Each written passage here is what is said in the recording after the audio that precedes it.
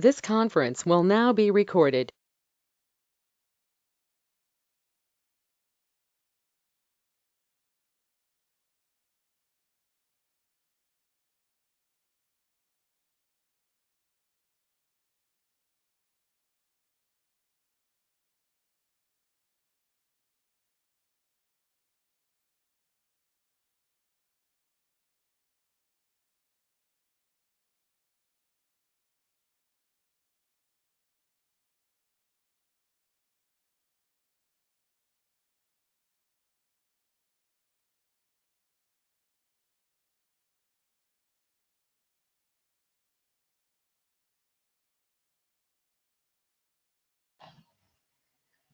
Okay, I'm unmuted and ready to go. So, thank you for joining today's webinar. My name is Samuel McAllister. I work for Autodesk Australia and I'm based in Sydney. I cover a lot of the AEC products, and one of my main focuses is our BIM 360 design tools for cloud collaboration in Revit and across the web on mobile devices. So today we're going to be going over BIM 360 design, why it's been developed, what's leading it to be utilized quite heavily, especially in this region. There's a lot of things happening globally in terms of more people moving to remote locations. The mandates have been coming into play over the last few years. We've had the UK BIM mandate in 2016 of April, and there's other mandates around APAC and in certain territories of the US. Because of the way we work, especially in this region, we have distributed project teams. A lot of people are offshoring work to different parts of, say, Manila or Vietnam, but we're needing to find better ways to work or collaborate with those distributed project teams. There's also been in industry a huge amount of data being shared across the cloud, a huge amount of BIM data that's out there in numerous file formats. So we're also have been working on tools to deal with that interoperability between the different types of data. One of the major issues that we're seeing over a number of years is how the industry shares the data and what they have to do with it to correct it in order to use it for linking or inserting or collaboration purposes. So there's been this whole industry workflow where you would be working to a point as an architect, you need to share it with the engineer, you need to transmit it, they need to download it, relink it, maybe clean it up, purge it, etc., etc. There's still numerous downtimes when you collaborate between engineers, architects, contractors, and then finally to owner, FM, O&M. So the idea behind the BIM 360 product is it's going to have a seamless connection between all these people, either at the authoring stages or the construction stages or building ownership. Collaboration, it is still very much a challenge. What we're trying to do first is put a lot of effort into the architecture and engineering space. So we look, in this instance today, we'll be looking at a basic example of an architect collaborating with some engineers. An architecture firm will need to be looking at how they collaborate in an internal BIM environment or an external BIM environment. How do they control the documents that are coming in or going out of their firms? How do they track them? What are the deliverables? How do we know how far through we are in a deliverable? Also, how do we communicate? Typically, a lot of people are just doing email or PDFs or CCing it into some other storage system or Dropbox. How do we interface with that data if we don't actually have the authoring applications? And then how do we go through and check the data is correct? How do we take it right through to site, start doing our defects, and then feed that information back into the project? So this is what we have been developing to address a number of these issues. And this is where BIM 360 comes into place. So BIM 360, the new BIM 360, it's built on the Forge engine. And just to be clear here, if you're using A360 or BIM 360 team, that's not built on Forge. That's a different engine in a manufacturing space. The new BIM 360, so docs, design, glue, model coordination, build, and building ops, this is going to be built and connected on the Forge engine. Just a quick thing to note. And the Forge allows third-party developers to create APIs to enhance the BIM 360 experience. Design being our core engine for collaboration allows you to collaborate between numerous stakeholders. There is a development with BIM 360 Glue, which is now called model coordination. It does connect into BIM 360 design, but it's not a seamless workflow at the moment. BIM 360 Glue is still available, but we are migrating the Glue engine into a new tool called model coordination, which will connect with the other applications via the Forge engine. BIM 360 Build replaces our BIM 360 field branding. It's a lot easier to set up and use. This is targeted at large contractors who need to manage a lot of sub-trades or a lot of consultants.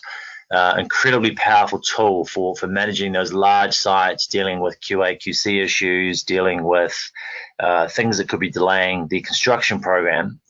And then finally, for our handover, we provide a tool called BIM 360 Ops. Now, this will work with the Revit data. However, you can still input the data with Excel spreadsheets or capture information from BIM 360 Build on site and feed it into this database to actually use it for facilities management and maintenance during the project lifecycle. On top of this, with these applications, you'll get access to BIM 360 Docs, which is our document management application. It can be purchased on its own, but it does come with design, and it allows you to have all the information in one place and connect the information through the authoring, the VDC, the build, and operation phases of the building. A couple of things just to highlight here. As the project data gets captured and worked on, we have an analytics and insight tool working in the background doing a little bit of machine learning. And the idea is, as more data gets imported in here, various building types, construction methodologies, locations, it will start to help you predict the risks associated with that building. So machine learning AI is on its way. It's starting to be embedded within the BIM 360 cloud. So when you purchase BIM 360 Design, a couple other things just to note here. The key thing is you're going to be using design collaboration. We used to call it C4R, collaboration for Revit. The next gen BIM 360 module is design collaboration. And this will give you the Revit Cloud Work sharing, and it will also give you desktop connector. So Revit Cloud Work sharing is syncing to central on the cloud hosted model via Revit. Desktop connector is like a Dropbox sync type tool where you can put in your CAD files, your non-Revit files, sync into the cloud, and then link them into your Revit environment. Document management, this is the core one. This is the Docs module that links across all the projects. It's your viewing platform on your mobile device or your web browser. However, just at the bottom here, I just want to note that we still do have BIM 360 Team available for legacy projects.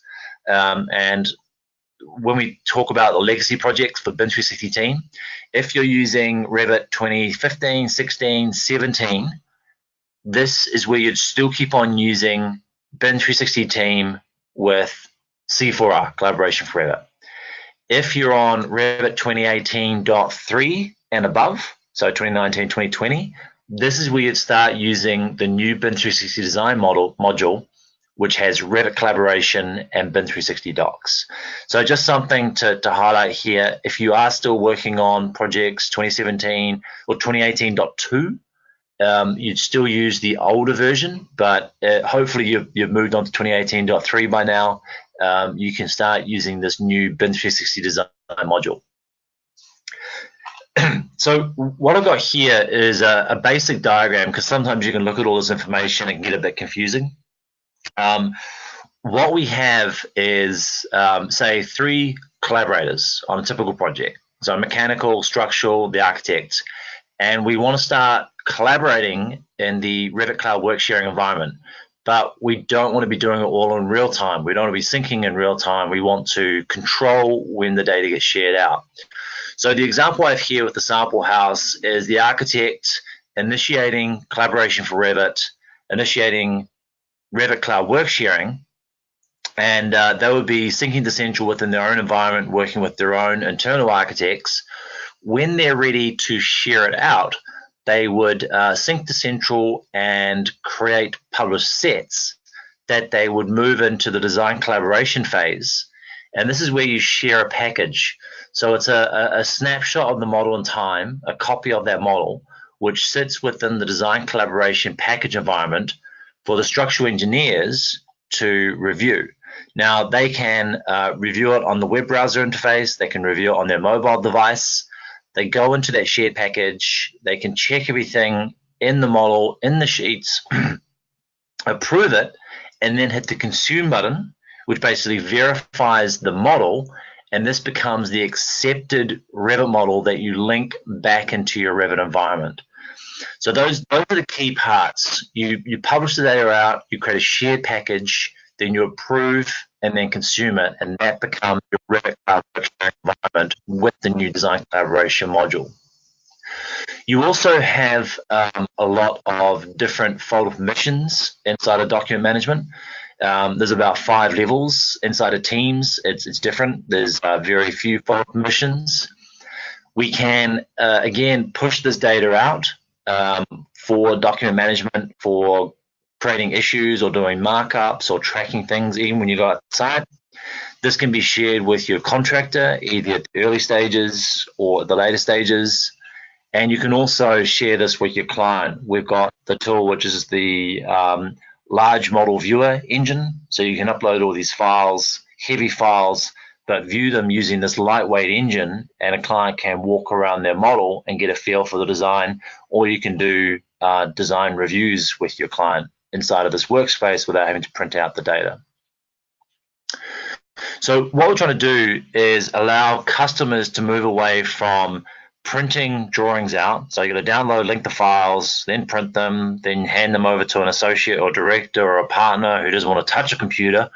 They're going to red pen them, then you're going to have to go back and scan them, convert them into a PDF, type up an email, CC in somebody, CC in another database, or document what gets sent out, then email them.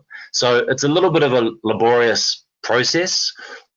What we're doing with BIM 360 is allowing the non-Revit users, so a director or a partner, to open up the sheets from their mobile device, from their web browser, from their phone if they need to, do the markups, save, and anybody who subscribes to a particular folder or wants to get notified, you can email them directly from the application. So you're going to save a lot of time and not have to go through the download, link, print, red pen, scan, PDF, email.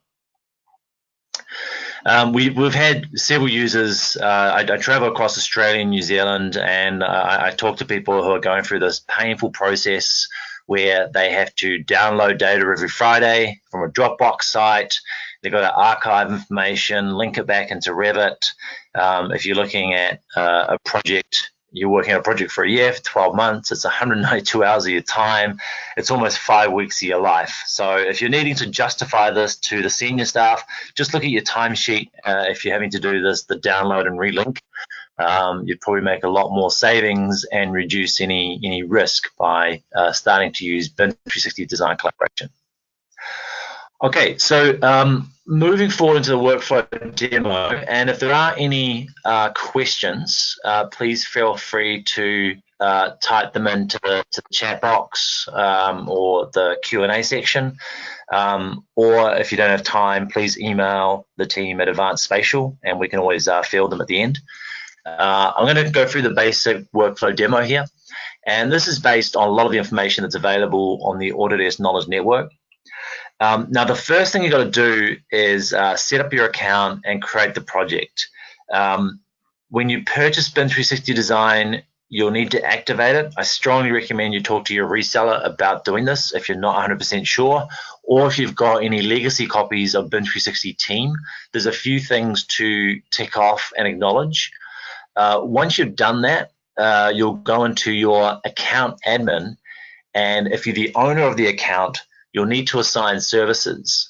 And I'll show you some videos and screenshots on this in a second. You'll need to assign design collaboration and docs, and then you'll go through and do your folder creation. And a lot of this will come down to how you've set up your BIM execution plan, your BEP, on how you're going to create those folders, what you're going to name them, whether you're collaborating internally with other offices or whether you're collaborating externally with other consultants or contractors. You'll then add members to the project, or companies to a project, or roles to a project, and you'll go through on how you're going to manage those team members with the different permissions. So sometimes you may not want them to access the Revit model, you just want them to view it or do blind uploads. This is where you need to look at the different team members, their roles, the companies they work for, and then manage how they're going to access those different files that are online. Once you've gone through the admin, you'll then initiate collaboration. And this is when you decide whether it's going to be a high trust or a low trust environment. A high trust environment basically means that you trust anybody in the project and you give them admin rights to access any folder, any file. If you don't trust them, you have a low trust environment. This is where you'll spend a lot of time working out who's going to get access to certain files, who's going to get access to certain folders. So the low trust members, when they log into BIM 360 Design, they're only going to see a certain amount of information. So you can control what's seen or what's not seen with the high trust, low trust setup. Once this is up and running, we then go through the process of doing a Revit Cloud Work sharing, syncing to Central. When you're ready to start pushing it up to the BIM 360 Design Collaboration environment, we'll have publish, and this will include the sheets or the views and the model that you choose to share out. So it might be a package of a basement drawing and you only want a certain amount of drawings to go with it, just like sending out a DWG. You'll then choose a package to create, and I'll show you a video on how we do this. I'll show a diagram in a second, actually. And then we will share that out. The consultant that we're working with can then choose to consume that package. Basically, they verify and they consume it, and that means it will allow them to take a copy to load back into Revit. There's also some other tools like our model compare tool. For anybody who's used BIM 360 Team, we still have the model compare. It will go through and tell you what's changed, and the compare version will highlight what's been added, deleted, or removed. So just a reminder, if you need information on this basic diagram, it's available on the Autodesk Knowledge Network. Just go AKN BIM 360 Design, and all of this is continuously updated, and it just tells you how to go through the steps to set it up before you jump into it. Now, another diagram I've got here, I'm just going to jump to a more recent presentation that I'm developing at the moment. This is a little animated diagram that explains Revit Cloud Work sharing with the BIM 360 Design Collaboration. So same scenario as before, the architect and the engineers. And what we're doing here, these dots represent packages. So like a bunch of drawings that we're going to share out with the model. So the architecture team, the structure team working in their own environment. So we call this our work in progress model. So we're just syncing to central, syncing to central. It's just the architecture team syncing to central. Only the architects are looking at this information. We haven't started collaborating yet. So this is the Revit Cloud Work sharing. You're still syncing across the cloud, but it's not going into the design collaboration module. When we're ready, we can then publish out the sets. So each team member is now preparing a published model, which is like a package of drawings and the model, ready to go out for collaboration purposes. And these dots represent on a timeline when the model was shared. So basically, the architect's done a few shares on the timeline, and the engineers have done too. So what we've got here is the packages have been shared, and now we want to go into the consume part. So the architect wants to consume the MEP and structural engineer's data. They'll go to those packages on the timeline, click them, open them, review them, verify them, and consume. Likewise, the MEP engineer can do the same, and the structural engineer can do the same. So basically, anything that gets pushed into the shared space allows the other collaborators to access and consume that information. Now, what this looks like in the folder structure inside of the document management portal, if you look over here on the right, we have Team B as a structural engineer. On the left, Team A as the architect. Structural engineer is working away in their Revit environment, and they'll be publishing information as they're ready into the design collaboration environment. So you can see here, there's been 5 publishes from Revit to the design environment. So the structural engineer can then go into BIM 360 Design and create a package. When they create a package, it will create a copy of that package into the shared folder environment. So here we have V1 and V3. They've been shared. They're a copy, package 1, package 2. This is now available in the common data environment for everybody in the shared folder for the architect to go in and review them and then approve them. And once they're approved, these become the consume models that are linked back into Revit. So that's a little folder diagram. Same sort of thing, but it hopefully just explains how things are filed and where they're filed. A lot of this originally was based on the PAS 1192-2 framework. It's a UK framework, all to do with the mandates. This has now been replaced by an ISO standard, and I'm just in the process of updating some of this. The ISO standard here, if you're interested, is the where are we? So it's now the BSEN ISO 19650. So you can look that up. You actually have to pay for this document now, but the gist of it is the 19650-1 provides recommendations for managing information, including the exchange, recording, versioning, and organizing of author data. So if you need the latest updated reference on what's happening with cloud collaboration in the BIM space, the ISO website has some really good documents here for digital information, sharing information about BIM models. So just to give you a quick diagram example of what that actually means. So if we look at the 2 blue folders here, these are the WIP files. This is the work in progress for the architects and structural engineers, mechanical engineers working in their own environment. They'll be syncing to central when they're ready to share out into that shared common data environment for the shared folder. They will push it out, so it becomes the approved data going out of the office. It goes into the shared folder. This then gets reviewed and authorized. This becomes the published documentation that will then be used for your authoring model. You can archive copies, etc., and it finally gets to the information that is exchanged by following these steps.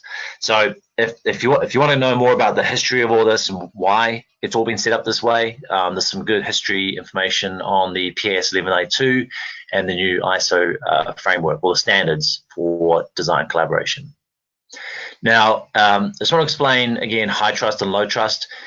Just a reminder, BIM 360 team for your Revit 2015, 16, 17, and 18.2 is working in a high trust environment.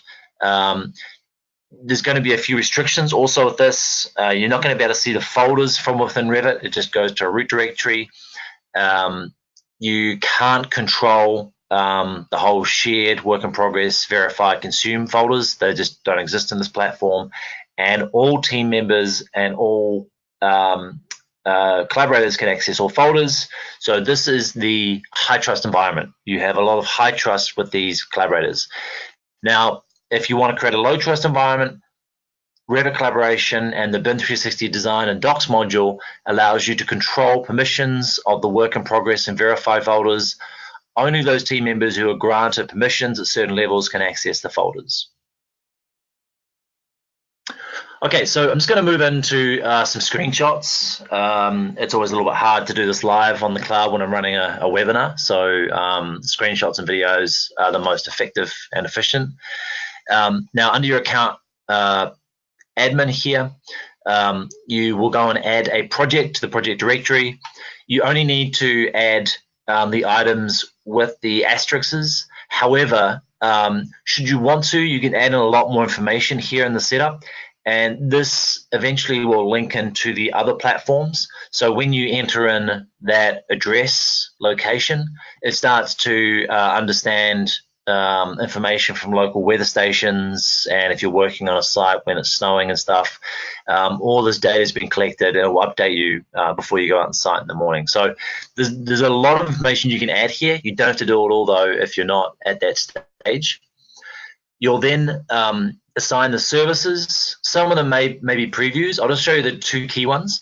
You need to turn on document management and design collaboration. You'll then add yourself as an admin. And if there's other people from other companies who you want to have an admin, or somebody else in your team who you want to have as an admin, especially if you have a sick day or go on holiday, you'll add them in here and they'll have access to all the folders, all the services, or the behind the scene project setup. With some of the newer applications, so there is BIM 360 Glue still, which is our classic clash detective tool. We are developing model coordination. You can turn that service on should you want to, and that's now getting some good development happening in it. So here's the quick video of how we do this. So we've got our members, we've got our companies, our services, our profile. You can actually add a lot of information here, and it does help a little bit further down the track, especially if you had companies or roles, because you can add an entire company to a folder as opposed to an individual user. All we're doing here is we've activated in green some of the services. I also want to activate maybe the new BIM 360 build. It was called Field Management at the time of this recording. When we turn on Field Management, I can add in this other user, add in the email address and the company, and now they become an admin. But I don't want to add just one person from one company. I'm going to add myself, and excuse me. And this now sets up us both as admins for control of that project folder. Also, if you're considering moving on to the other BIM 360 tools, this is where you control the setup of those services. So we've added our admins, we've added our services, and this is the next gen of field where we can look at adding or customizing templates, checklists, and issues for different users on the project. So if you wanted to go further and beyond BIM 360 design, the new build management will allow you to do that. Now, folder creation, you can, a lot of users do jump into docs, document management, and just kick off the folder creation straight away. Now, you're best to do this via the design collaboration portal. It's not a must, but it just makes it a lot simpler. So when you go to create a team, add a team, so I'm adding the structural engineer, the architect, mechanical, hydraulics, etc. You'll hit add team, give it a name. It could be a company or a discipline or whatever you want to call it. What it's going to do is it's going to add a shared folder by default once you start initiating this in the design collaboration space. So if you've already got folders already, you can also, you can see here, if you've created folders to represent teams, you can select them here as well. So it's not a must, but it's just an easy way to set it up. Another thing I need to stress here is everything goes in project files. At the moment, we're doing some more stuff in plans, but project files is the key location for everything. So here's the video just explaining how we do it. We add a team, and you can see I've already added the architect, the mechanical, electrical, plumber, and structural engineer. So I want to add interior design for the fit out. All I'm doing is hitting that button, and it's just adding the folders necessary to the project. And if you need to choose existing ones, you can select them from here. That's now added them, and this will be available as one of the disciplines in design collaboration, which we'll get to. Also, when we go back to docs now, we'll see that it's created these folders, and it's created that shared folder as well. Also, within each folder, you see this little plus here. That means it's got another folder within it, and it creates the consumed folder within it as well. So just a simple tip there on how to set it up. I also like to use Desktop Connector, another file format. It works with Navisworks files. I just prefix them with a "Z" because these aren't necessary to the main directory of the folder, but you can still link in those other files. Like Revit now, you can bring in Navisworks files, and you can also bring in those CAD files, which is syncing from Desktop Connector. Just a reminder here, try and get everything into project files. Plans is for managing, downloading, reviewing, and publishing the latest set of construction documents, mainly PDFs in 2D and 3D formats. Project files is pretty much for everything: photos, reports, schedules, budgets, and it works with Desktop Connector. So make sure you're putting all your energy into putting stuff in the project files for now. Adding members. So whenever you add a member to the project, I'll just give you a walkthrough of the interface here. So I've added a team member here. They're assigned to a company. They're given a role, and then you can either give them project admin, or you can give them access to the docs environment or the design environment here. So I just made this user a member, and it becomes like a little blue character. If you trust everybody on the project and just want to give everybody access, you can just make them a project admin across everything. These little cogs mean they've got access to everything, and it's just a quicker way to speed things up because they can access all the folders. If you have only given them this basic permission, you have to go and add people to folders and invite them to the folders and then give them permissions, which I'll show in a sec. Another thing, it's good to have roles and companies. This just means that when you want to add, say, all the engineers to one folder, anybody with an engineering role, you just give access to the engineers. They'll all get access to it. You don't have to add them separately. So managing team members' permissions, you can see there's 5 permissions here. There's upload, view and upload, edit, and then control. We will be adding more fidelity with the permissions as well going forward. Here, when we want to add that project member, you can type in the individual name. As you start to type it, it will find them once you've added them in the members. Or if you want to speed things up, give them roles, companies, individual names, or emails. So there's a number of little tips here that will just help you with speeding up the invites. So once you've gone through the admin, we can then kick off collaboration on our models. Now, what you'll do is you'll purchase your BIM 360 license. You'll have it under your name, or inside of Autodesk Manager, you'll assign the services to users. And then when the users log into Revit and go to collaborate, they'll be able to access cloud hosted models or initiate cloud hosted models. So the first thing you're going to do when you set this up, you're going to hit the collaboration button, so collaborate, and it's going to ask you whether you want to work on a local area network or a wide area network if you're using Revit Server. You want to choose BIM 360 document management, and what this is going to do is basically sync it to the cloud. You'll choose the folder, etc., etc. It's pretty intuitive, just like you'll be doing on a local area network. The other thing we want to be doing here, if I just go back a little second, this is just the work in progress model. People just syncing to central. You can work on work sets, etc. Now, we want to move into the design collaboration space. So before we actually choose to share out or publish out the information, we need to create sets. So typically on most projects, I'm hoping everybody creates a set when they want to publish information or share information out. We want to maybe share out all the elevations the sheets and the 3D information. We can control all this by just adding different views, different sheets to each set. And when we come to sync to central and then publish the data, all these sets are going to go into the BIM 360 docs or design collaboration space.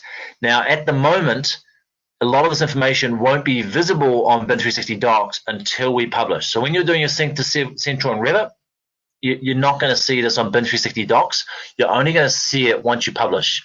Another thing I always recommend customers to do is to add a comment when they sync to central. This is actually tracked inside of BIM 360 or in Revit Cloud Work sharing. So you can always roll back to a previous sync should you want to. What it's doing when you sync is it saves to local. It's like in your C user data roaming environment. It will reload latest changes. It will save to the central cloud model and then save a local copy of that model.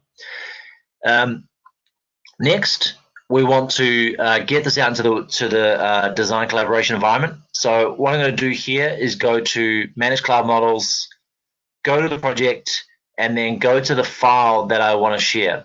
This will give you information on where it's going to go to.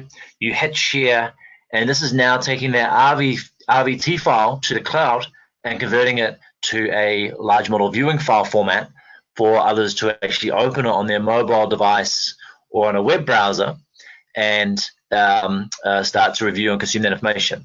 So I'm just going to just pause it for a second just to give you an orientation about the design collaboration module. So just back before when I showed the diagram on the users exchanging packages on a more mature project,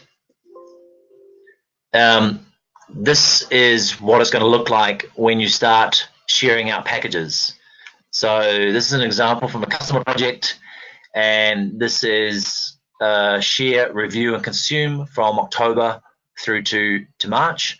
There was a lot of files shared. I think about 128 shares were done during the project. And what you're seeing here is the timeline of all the disciplines, so the architect, the engineers, the interior designers, and these dots represent how many shares they've done. So you can see here in October, there was 26 shares. The closed circles represent what you've shared or what you've consumed. The open circles here, depending on who you are and what you have access to, refers to a non-consumed package. So during the process, this particular user at the top, they didn't choose to consume that package. They waited. Maybe they reviewed it, they rejected it, they waited and then chose to consume it at a later date. And you can see all through this project timeline, certain users at a certain stage have chosen not to consume that package, maybe because it wasn't ready for them to load in. So inside of the application, a more simpler timeline here of the interior designer, mechanical, structural, and architect. We've got a couple of packages that have been shared. This is how we go about doing it. Now the timeline, you can get right down into the minutes or down into the months or into the years by just using that slider. We have here the published packages that were created. So there was one for elevations, one for the 3D model, one for the sheets. We can go through and create a package. So I'm just going to go back just one quick second, just in case you missed it. I'm going to hit that plus button, and that's going to create a package. And we can go to those published views. We can review those sheets or those views that were created when we published out of Revit. We can measure them. We can look at some of the metadata should we want to. We'll then go and give the package a name. So we're just sharing out the elevations. We can add more descriptions here should we want to basically almost write an email. And once we've done typing out the information on this share, you can see I'm probably not the best speller in the world. Once we're finished doing it, we can then hit the save. It's taking all the elevation information, and it has published that package in the timeline. So I'm going to hit share, and this now shows that I've created a new package just here, just within the last minute. So that's as the architect, and now as a structural engineer, when I default into the structural engineer, they'll see that open circle. So the structural engineer hasn't consumed the package. So just a minute ago, there was the share. If we go and log in as the structural engineer, we'll see that there's an open package ready to consume. So for them to consume that package, they're going to go and look at these packages. You can see there's a number 2 next to it. So we can use the slider to maybe get in a little bit closer. A couple of packages shared within 35 minutes of each other. I don't want that one. I want to go to the latest one. And I'm going to hit the circle button to review it. And I'm going to inspect it before I choose to consume it. So you'll do this on your web browser. You don't have to open up any software. You just log in. You can do this all on the browser. We've got our 3D model sitting there.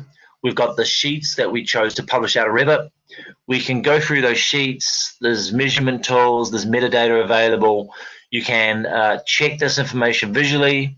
You can walk around the model should you want to, cut sections through it, really investigate it. There's also the Show Changes tool, and this is the Model Compare feature.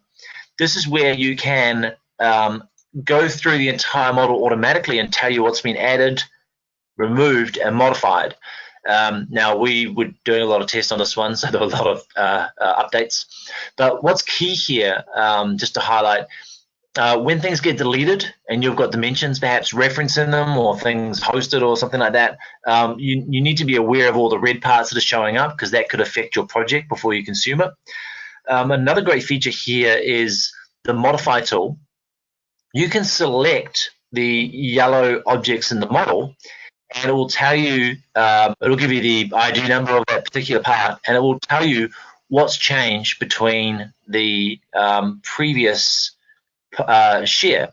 So if we go and look at the first date and the second date, you can see the windows have actually changed. It will visually display that on the model. So there's some nice little tools, especially on complex projects, that you can use here to see what's changed before you choose to consume it. Now we've consumed it. You can see we've got one package that's being consumed up here with the half.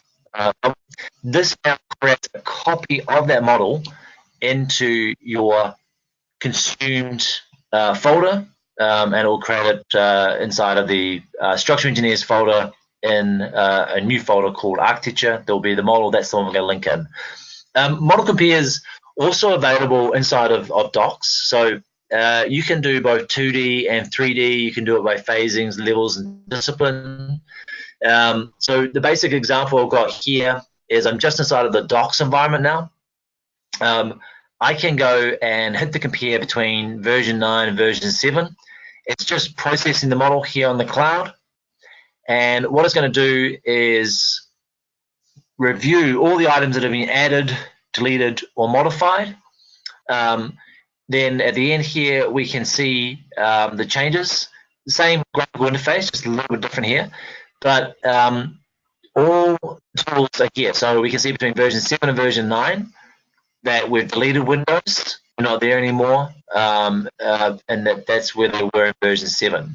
So there's a lot of information that you can go and select in the model, see what's changed. You can also filter through what's added, removed, and modified. Here we've got the ID numbers for each part of the wall, and if we want to download a CSV file, you can save that out and put that in your archives as well.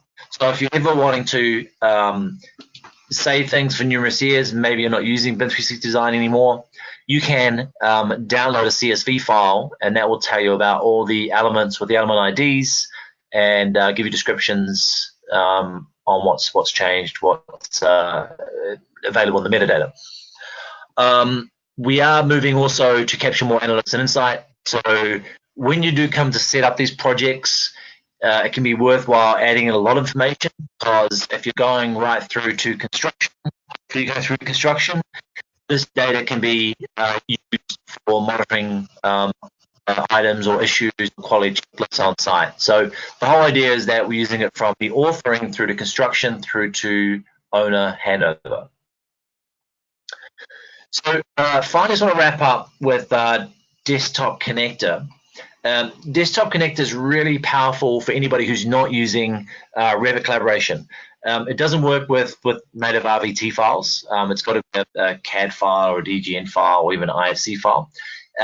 What it does is it syncs the data locally from the cloud to the PC. So over here on the right, we've got document management. Here's our folders. We'll fire our desktop connector and sync. We'll see that we have the desktop connector BIM 360 available here. And all these folders are replicated in a Windows Explorer browsing file based on the document management hierarchy. Now, to get this up and running, if you look here on the right, when you fire up your Windows system tray, you'll see the desktop connector logo. It's a little white Autodesk symbol. You'll fire that up, and that will start to connect your browser, your Windows Explorer environment to the cloud. It will also give you a few options like pinning actions. So if you're putting in really big files into your folders and waiting for them to sync, it will tell you when they're syncing. You can just drag and drop the files across from your desktop into the BIM 360 environment folder directly in your application. You don't have to do any logins or anything. It just syncs through. Now, once it's up on the cloud, this means you can link in that data. So IFCs, CAD formats can all be back to the cloud, set files, DGN, SketchUp, all of that is available, but it's linking to the desktop connector where the data is all syncing to the BIM 360 environment. So really powerful. You don't have to have these files locally saved. You can have them sitting on the cloud, and anybody who accesses the cloud and wants to link them in can link them in from the cloud. Another great feature of this is that you can have additional files that you need to store and have access for different team members. So as mentioned, Navisworks files will link through now into Revit, shared parameter text files, keynote text files, texture map images, and Dynamo scripts. They can all be loaded into your desktop connector and accessed via the cloud. To get access to this, everything is usually available via the Knowledge Network. This one in particular will tell you how to get started. It will also notify you when there's updates. But the AKN is a really valuable site to find out information about installation, getting the latest version of something, or doing a hotfix, for example. All here installing the desktop connector. And finally, we have some customer success. One of our larger accounts, Becca in New Zealand, they started using Revit collaboration a while and collaborate with the APAC region. So you can see they had their BIM execution plan on how they wanted to link the data up. They had a master RVT file as well. There's a whole nother discussion around that, especially with shared coordinates. If you are going to be heavily working in shared coordinates, please work with your reseller to set this up correctly with BIM 360 Design. And also make sure you understand the whole syncing process and the file structure. You can see they were sharing between the Philippines and Indonesia and Australia and New Zealand, and doing a very large projects. And this was working great for them. One of the largest ones in this part of the world is being run by the Buchan Group. I believe this data set for Westfield Shopping Centre is getting up to about 9 gigs. It's broken down into 30 different Revit files with 27 different work sets. And yeah, they're working fantastically well between their offices to deliver these very large projects. And then finally, we've got some international customers like Gensler who are using it on large airport projects, and European customers benefiting from using the mobile devices, not having to print out the drawings. A partner, a director, a grey-haired architect, engineer, being part of the BIM process and doing the markups on their iPads and syncing that markup back to the cloud for other users to review and update in Revit. So just to conclude, with your BIM 360 design, you're going to get access to the document management portal. This is for your non-Revit users to do review and approval of information. And we've got the new BIM 360 design module, which allows you to collaborate in real time on Revit models in your work in progress folder, but also share, approve, and consume the data when you're working in a low trust environment. Key things about BIM 360 design: it is the single source of truth. You're always going to be up to date on the latest version because you'll be accessing it from that one location. We can control how we're going to be doing the work sharing. It reduces not only IT hardware costs, but also the overheads of having a BIM manager or an IT person have to download and link files. We can track all the information. We can roll back to previous versions of the information, version history. We can do model compare very easily. We can go right back to version 1 after you've done maybe 100 models and see what's changed. And we have our streamlined design review, where we have our module with all the dots along the timeline, and we can start to now connect some of these tools into our pre-construction space with our model coordination clash section, which is being developed rapidly as we speak. And with that, I think we're just coming up to the end hour. So we've got 10 minutes for Q&A. And I'm just going to bring up the GoToMeeting chat box. Ty, do you have any questions or anything you want to finish up with here?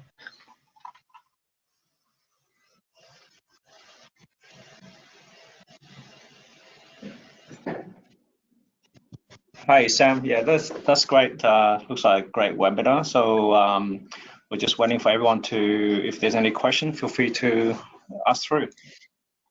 Great. I think we do have a question from Adam. So he asks, is asking, what is the basic process for issue raising and tracking? Great question. So the best way to do it, if you're using design collaboration, is to do it via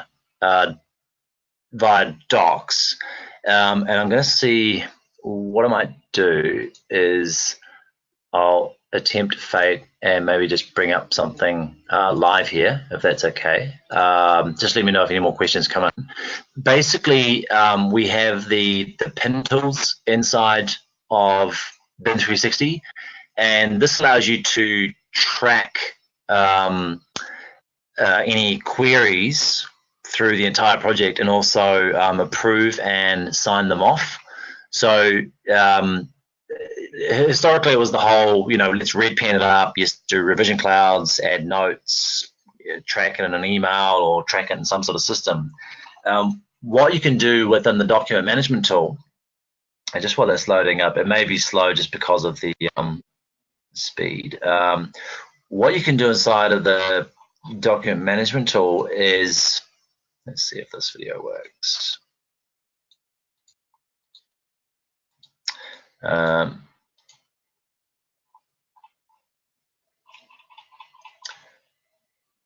No, okay, I'll do it live. I'm still in the process of updating a few presentations here. So here, if I go and look at the new project I'm working on, and I want to start using the issue tool for tracking stuff through the project, what's really cool here is I can go through and add these push pins, and they'll change colors depending on whether they're draft or new or approved, assign it to another team member, and that team member will then have to go through and make changes and then let me know when they're being changed, and I can then sign it off. So here on the left-hand side, we've got our markups, our issues. There's now RFIs, the sheets and views, levels for the project. I'm just going to bring up, let me just see if I can bring up, if I set this up in levels. I'll just get a basic view here. In fact, I'll do 2D just to keep it nice and quick. Hopefully nice and quick. So I'll just go to one of my sheets, and I want to create an issue about a junction here, for example. So what I'll do is I'll go to the issue tool, and we've already done some here. I want to create an issue, and what you've got is the pop-up for location. So I'm going to choose this junction, and by default it's going to help with new being open. Now you could just make it a draft should you want to, but I'll keep it open. It will now allow you to filter through what it could be. So it could be a design issue. I'm going to say that it's a I don't know. Maybe I'll just leave it on. I'll just say requirement change or something like that. You know, let's put detail.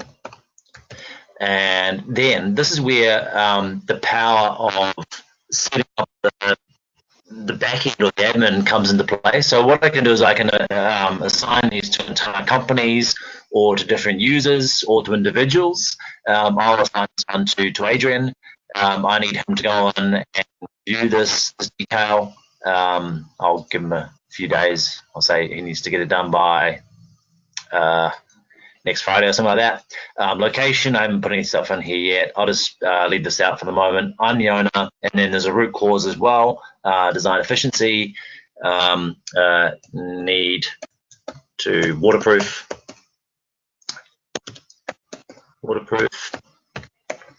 and again, spelling's terrible today. I'll go and create that. Now, this is almost like, you know, marking up a PDF, emailing it, typing in some notes and assigning them, they're going to go through the PDF. What you got really cool here when it comes to raising this issue and then tracking it is I can go now, or I can also email people directly from here. I can just go share and type an email to Adrian. Just nothing just to quickly highlight if I want to notify him straight away. So there he is. And I can go, please do stuff. So I can email people directly from it. I don't need to go out to another email application. And when I go out of here, I can go to my issues, and I can see all the issues that have been raised on the project and then track them. So these all the issues were just done on this particular project, this demo project. There's filters here as well. So as we want to go through and find out all the issues that are assigned to some company, you can go and do all that. I'm going to filter it maybe by Adrian. And then you can see here, I found that item. I'll turn that off just for 1 second. Give it a filter. What we've got, maybe I want to close all these out so you can see the gray ones are in draft, the yellow ones are open. I've disapproved this one, and this one's ready to inspect. What we can do here, we can also export it as well. Export that as a PDF or a CSV file. What I can do here is I can actually go through now and close out all these issues one after another. So here there's a hyperlink to the file online. There may be some attachments. There may be some attachments here. It could be a PDF, it could be a photograph, it could be an Excel spreadsheet, and then there's activity. So what I want to do is I've opened it, I've assigned it to somebody. If I'm going to close it out, I can just go here and say it's answered or closed or void. I'll just go and close them all. And this is just like signing something off. So all I'm going to do is say it's closed and put my initials and then go done. And as I go through and do that, I can just keep flicking through each issue and just start closing them off. So it's like going through each markup in the drawing, and when you go and cross off or highlight that thing to say it's done, and then you put it in the archives, same sort of thing, but all of this is just tracking it in the one location, and you're just putting in your electronic signature. So that's a really good way of closing out the items. And you can see here I've been closing them out, but they're all trackable. I can always roll back and look at anything that was closed out. And if I choose not to be using BIM 360 in the future, I can send out a PDF report, and this will email me the PDF, and I can archive that in my own network or my own cloud system. So that's a really good feature that's going to be themed across a lot of our applications. And you'll start to see this also in our model coordination package as well, being able to create issues on clash detections And ideally, we're going to be moving potentially to like a switchback type tool or a pinpoint tool to sync back into Revit. But that's still in the works. So did that help, Adam?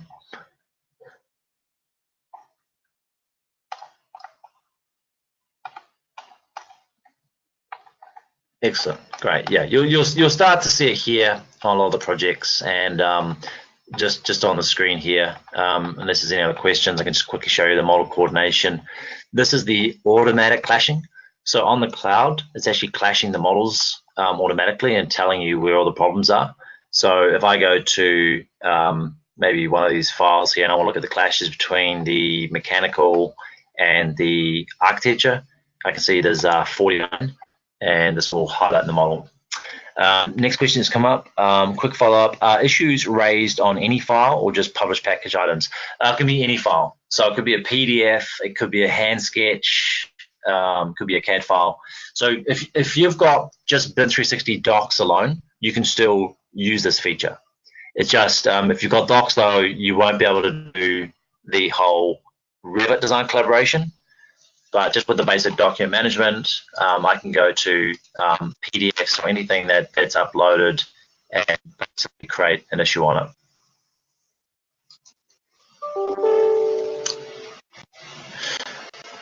And let's see, yeah. And here's the model coordination. So same sort of principle. You can see I've got a lot of problems with my model here. So again, what you do is you go to those items and you want to create an issue. I think I need to go full screen. Where's issues?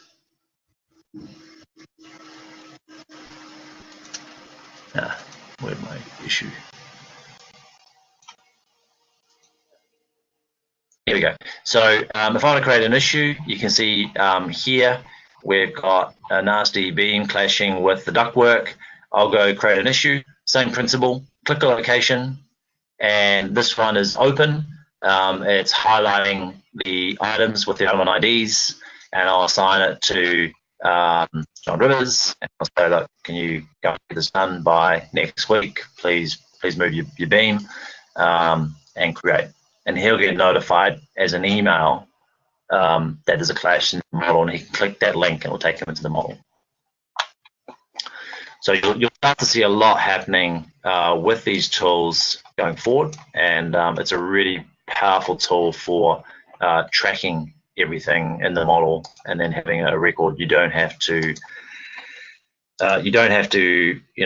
run a clash detection, download the report, and then have a download the files and bring them into Navisworks, etc. It's all just available here, again, in that one single source of truth.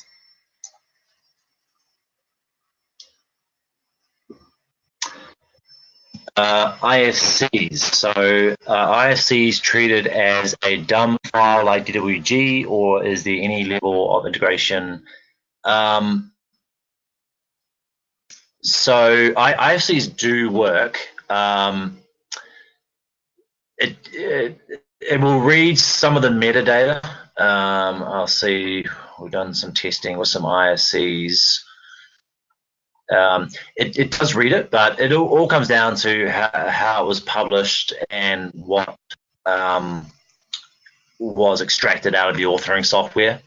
They are working quite well on the cloud, and I'll just see if I can bring up, this is probably a much larger test project that we were running, but it did have IFCs from ArchiCAD, and they were coming out quite well. So I'll just see if I can bring it up. So in terms of the data, docs, yes, it will work. Model coordination, no, that's not working for clash detection at the moment. I've got one of my colleagues testing it, and he was saying that IFCs are not working inside of model coordination on the cloud. But these are IFC files, so if I just fire this up, you'll get an idea of the geometry and also we can start to look at the metadata. So IFC file, and again, it's come through reasonably clean for an IFC.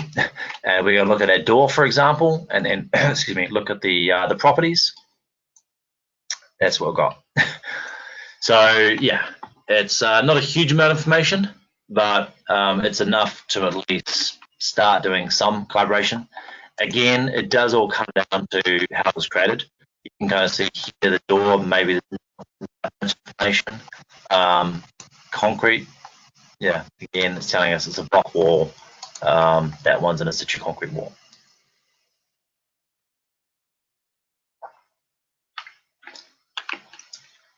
But the teams are working on more file formats to be used within the package. So there's about half a dozen that work pretty well at the moment. There'll be more coming. It's just they have to do the conversions. They've got to work with partners. Sections, again, you can grab sections in the model. Cut those sections. It looks like it's cutting through okay. So yeah, IFCs. Yeah, cheers, better than nothing. Yeah, it's better than nothing. The other thing that's worth keeping an eye on is the BIM 360 Exchange. So what we've done is we've opened up the Forge engine, and the BIM 360 Exchange allows you to use add-ins to read or work with the data. And at last count, I think there's about 80 add-ins for BIM 360. So definitely check this out. Okay, we're sorry, 76, but there's some great ones here. If I look at them all being displayed, Assemble's another one. We just acquired Assemble. That's now a tool that is kind of going down the road of Navisworks in terms of reading certain files. If you're just wanting to use some of the basics here, there was some good cloud syncing tools. This one, I always show this one from Tsunami, and what it does is it allows you to sync the data from BIM 360 across numerous applications. So if you're wanting to sync it to SharePoint, to FTP, to Google Drive, you can do this, and there are tools here that they show that have automated syncs, and will start to do the delta changes. And what's probably good about the delta changes is it's not doing the entire project, it's just doing the changes in the project. So if you're wanting to have your data located somewhere else and sync it across, you can do this. And if you need to find this inside of the BIM 360 environment, I believe Alan's been doing a few tests here, and what you'll see is maybe some extra services that have been added to the tool from BIM 360 design. So if I go to project admin, you saw there was a cost management tool as well. That's still being developed. It's still in preview mode. So here we have,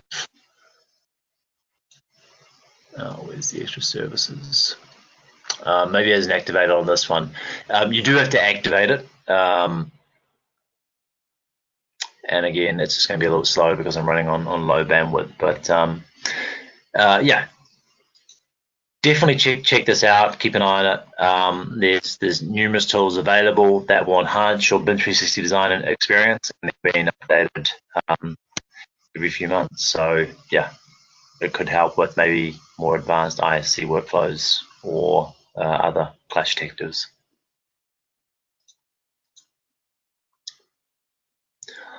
Okay, great. So Ty, anything else you want to wrap up with? I think we're just 10 past the hour. Yep, great for the great presentation, Sam, and I think it's a very informative session for everyone. So for the rest of the attendees, we will be running this webinar on a regular basis. So watch out for those upcoming webinar from us.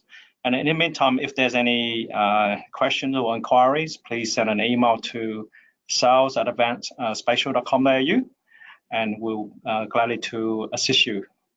And other than that, thank you, Sam. My pleasure. Thanks very much for having me, and thank you for the questions. Great attendance. Yeah, thank you. Okay, thanks very much. Bye. Cheers.